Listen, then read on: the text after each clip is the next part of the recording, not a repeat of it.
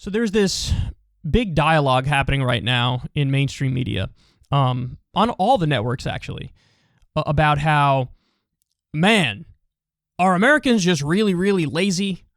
Is that what's happening? Because we have a labor crisis in this country now. Isn't that terrible? And you're seeing people admit some bonkers things in the midst of this conversation. So Michael Smerconish, one of the most boring men alive and a CNN host, him and Wolf Blitzer have a boring off every year to see who is more boring and who can put more people to sleep. Well, Smerconish did a segment titled, "Is the American Work Ethic Dying?" Let's see what he had to say. Is everybody still working for the weekend? I'm Michael Smerconish in Philadelphia. Here's a sign of aging. You start telling stories about all the menial jobs you held when you were a teenager. For me, those tales include working as an ice cream parlor dishwasher, McDonald's maintenance man, flower delivery person, and painter of street address numbers on curbs. And often such a list is followed by a derisive comment about today's youth and/or the country's work ethic. Only now this perennial right of griping has gained new resonance. Fierce debate has overtaken the country as to whether America's work ethic is dying. Daniel Henninger asked such a question in his Thursday column for the Wall Street Journal. His inquiry came on the heels of a recent report that showed a gain of only 266,000 jobs last month and an uptick in the unemployment rate to 6.1%. Here's another sign of the times. Near me, a Wawa, advertising an $800 signing bonus for new hires who are vaccinated. Many small business owners, they claim they can't find employees, and they point to competition they face from the government's offer of enhanced unemployment benefits, which had been $600 per week and are now $300 per week on top of normal state unemployment benefits, which the Labor Department says average $318. Henninger wrote, quote, "It's now clear that Mr. Biden and the left expect these outlays effectively to raise the minimum wage by forcing employers to compete with Uncle Sam's money. Still, it's impossible not to be struck by how many employers say that former and prospective employees, after a year of forced unemployment, simply will not work." Several state governors agree. So far, 16 GOP-led states have announced plans to cut benefits. They include Alabama, Arizona, Arkansas, Georgia, Idaho, Iowa, Montana, Mississippi, Missouri, North Dakota, Ohio, South Dakota, South Carolina, Tennessee, Utah, and Wyoming. Georgia just joined that list to end its participation in the federal government's COVID-19 unemployment insurance program effective June 26. That means that according to analysis done by the Washington Post, 557,000 unemployed in these states will see their weekly benefits diminished by $300. A second group of 863,000 who just obtained aid for the first time under a second stimulus program will lose all of their benefits. A final group of about 513,000 workers who collect traditional unemployment benefits each week similarly may have their assistance reduced to zero. Now, not everybody thinks the unemployment rate is attributable to employers who are struggling to hire because the government is paying people to stay home. The president has said that the enhanced benefits have made no measurable impact on the worker shortage. This week, he reinforced that individuals receiving benefits who are offered a suitable job are obligated to take it, and called upon the Department of Labor to reinstate requirements that were eased last year requiring recipients to search for work. 35 states have either already reinstated requirements or have announced a date to do so that requires anybody receiving unemployment benefits provide proof they're searching for work. Some see the recent jobs picture as an overdue reckoning for low wages, a real-world response to the failure of Congress to pass a $15 federal minimum wage. This response from Twitter was one of many that I've received that made this point. Work ethic isn't dying. People are wising up to the fact that corporate America would rather pay you so little that you have to be on food stamps rather than a living wage. If you make more per week with unemployment insurance and $300 supplemental, something's wrong.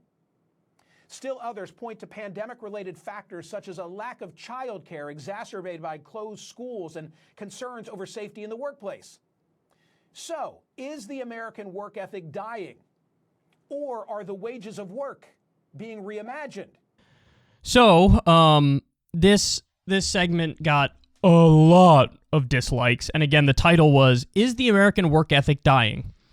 And I love the comments. Smearconish got absolutely smearconished in the comments. So let me read some of these for you. Lisa Negra says, "These multi-million-dollar companies complain about paying higher wages, yet make million-dollar donations to politicians, needless commercials with already rich athletes and sporting teams, while their materials and products are made in sweatshops at low costs." Somebody else says, "The people who do know actual labor are discussing if we're too lazy. Gaslit USA." Another person says, "Our work ethic isn't dying. Our tolerance for being treated like crap is." Somebody says, "It's not just a reckoning for low wages. It's also a response to employers just not caring about their employees. They're just cogs in the machine. Doesn't inspire loyalty or desire to work." Somebody says, "No, our work ethic isn't dying. The requirements to work are continually increasing and have been for decades now. And to put it bluntly, the output doesn't justify the input any longer by a magnitude." I could keep going. Basically, all of these comments are like this. More like, the American worker is sick of busting their humps to not even make a living wage. Somebody says, "If by work ethic you mean working yourself to death and still not making it, then yes." Smearconish fails to mention that America's biggest companies like Walmart and Amazon flourished during the pandemic and put thousands of people out of work. It goes on and on. I mean, I could read these all day. Listen, the bottom line is this. With the unemployment benefits, the child tax credit, the stimulus payment, we're at a point where people have gotten a little taste of financial freedom for the first time in their lives, and they're reevaluating. They're looking around and they're determining, what do I actually want to do? What do I want to do with my life? What would make me happy? What job would be something that wouldn't even feel like a job, that I'd wake up and be, over the moon to just go and do whatever the thing is? And I think it's a phenomenal thing that some people are finally asking themselves that question. They're finally evaluating their life in a way that maybe they should have evaluated it in college.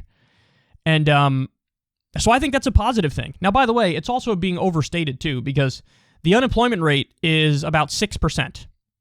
So the idea that everybody gave up working, oh my God, this is crazy. And even if you do what is it called, the U6 unemployment rate, which is more like the actual unemployment rate, it's about 12 or 13%.